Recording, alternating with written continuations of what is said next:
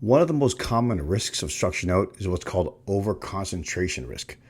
This is when an advisor or client gets really excited about a particular structured note because maybe it has an attractive coupon rate, or maybe an exceptionally high participation rate, or maybe even it has protection levels that the advisor and or the client feels as though it can never break or breach.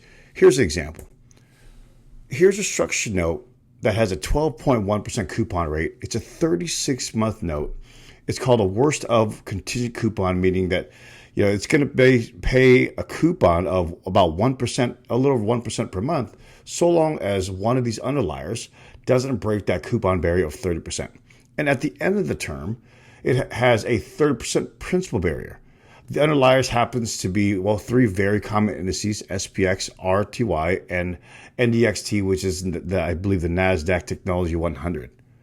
So if you look at these underliers, an advisor or client may go, the chance of this breaching in 3 years, that 30% principal barrier, could be very low. So one of the things that advisors or clients will do is, hey, I want to put a whole bunch of money in here, maybe all of the investable assets. And then they put let's say it's $100,000 of what they have, they put the entire $100,000 into one structured note. And again, so long as this note performs and has no issues, then great. This note will then pay its 1% per month, or 12.1% annualized coupon rate.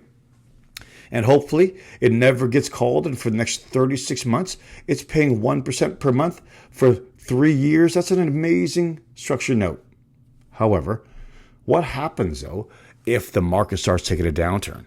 And then now one of those underlies, let's say NDXT, the NASDAQ Technology 100, it starts creeping towards that 30% principal barrier, and it starts decreasing in value. Well, as the clients start to see their statements, they start to get really nervous about this structured note.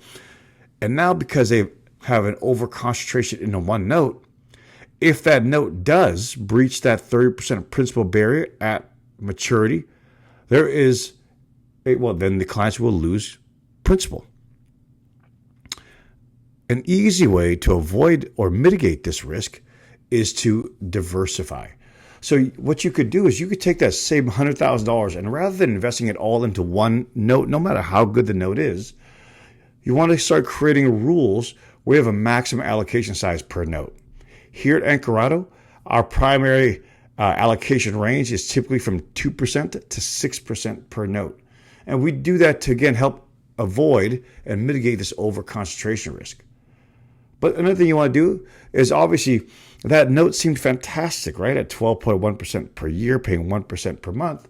So what you're doing is, as you start to diversify across different notes, you want to start creating notes and buying notes that have similar protection levels and similar performance levels, so that even if one note underperforms or one note outperforms, the general performance of this now portfolio will be roughly the same.